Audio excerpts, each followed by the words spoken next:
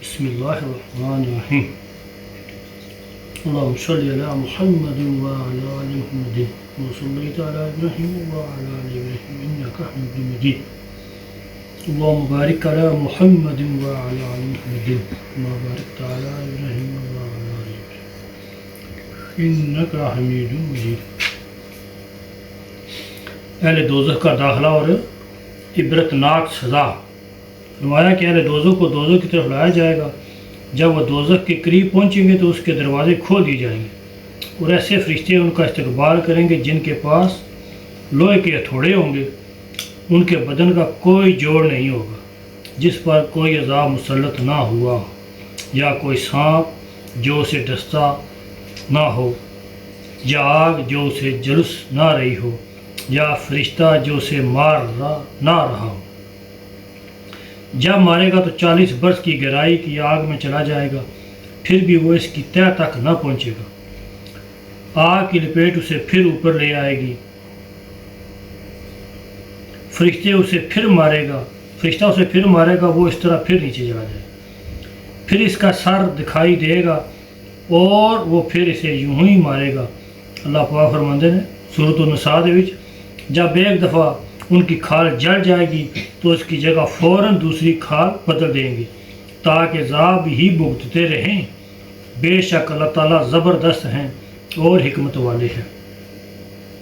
ہمیں معلوم ہوا ہے کہ ہر دن میں یوں ہی 70 مرتبہ کھال بدلی جائے گی۔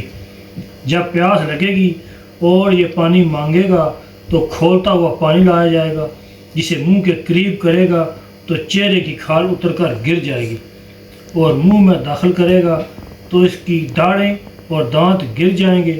جب پیٹ میں جائے گا تو اس کی آنتوں کو کاٹ دے گا اور بدن کی کھال کو جلا دے گا۔ اللہ پاک صورت آج بھی فرماندے ہیں، اور اس سے ان کے پیٹ کے اندر کی چیزیں اور کھالیں سب گل جائیں گی اور ان کے لیے لوہے کے گرز ہوں گے۔ اسی طرح جب اللہ تعالیٰ کو منظور ہوگا تو ان کو عذاب ہوتا رہے گا، پھر وہ جہنم کے نگران فرشتوں کو پکار کر کہیں گے، ادعو سورۃ مومنین، تم ہی اپنے پروردگار سے دعا کرو کہ کسی دن تو ہم سے عذاب کو القا کر دے۔ تو وہ انہیں کچھ جواب نہیں دیں گے۔ پھر یہ مالک فرشتے کو 40 برس تک پکارتے رہیں گے، وہ بھی انہیں کوئی جواب نہیں دے گا۔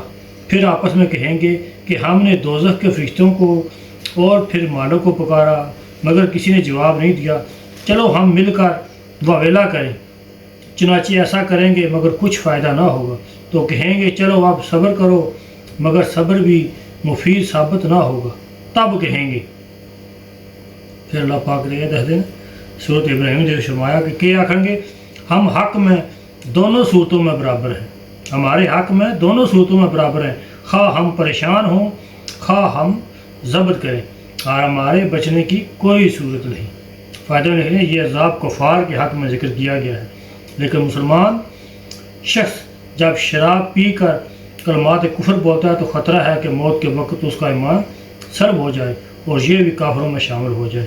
لہذا مسلمان کو لازم ہے کہ شراب پینے سے بچتا رہے اور پینے والوں سے بھی الگ تھلگ رہے، کیونکہ شراب پینے والوں کے ساتھ مل جل کر رہنے سے خطرہ ہے کہ اس سے بھی کہیں اثر نہ ہو جائے۔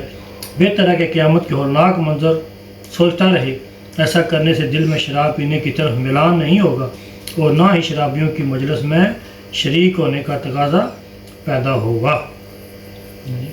یہ اللہ کا عذاب انہوں واسطے جڑے اللہ دی نہیں منتے، جڑے اللہ نوں نہیں منتے۔ اللہ پاک نے قرآن پاک دی کتنی جگہ رنگ فرنگیوں دے ذکر فرمایا۔ ایک کھال لگا گی تو اپر نویں کھال چاڑی جائے گی، پانی جدو جائے گا ہر شے کپدا ٹکدا لگا جائے گا۔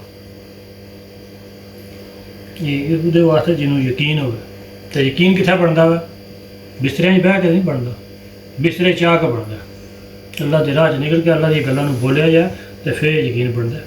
اللہ کے نبی صلی اللہ علیہ وسلم 13 سال صحابہ نے محنت کی ہے، 13 سال بعد انہوں نے یقین بنیا۔ جی ایسی ایک بار سن کے، 2 بار سن کے تک سن کے ساڑا یقین بن جائے، سانوں اسے واسطے یقین نہیں، اسے واسطے ساری بد نصیبی ہے کہ نماز دی کم از کم نماز جی سب کی بڑی چیز ہے۔ اللہ کے نبی صلی اللہ علیہ وسلم کے آخری لفاظ کے یہ دنیا جا رہے ہیں الصلاۃ الصلاۃ الصلاۃ نماز کا دھیان کرے نماز کا دھیان کرے ہاں جی اج سب تو زیادہ جڑا نا سارے مسلمان دے وچوں کیا نکل گئی ہے نماز نکل گئی ہے اللہ ہی احسان سمجھ دے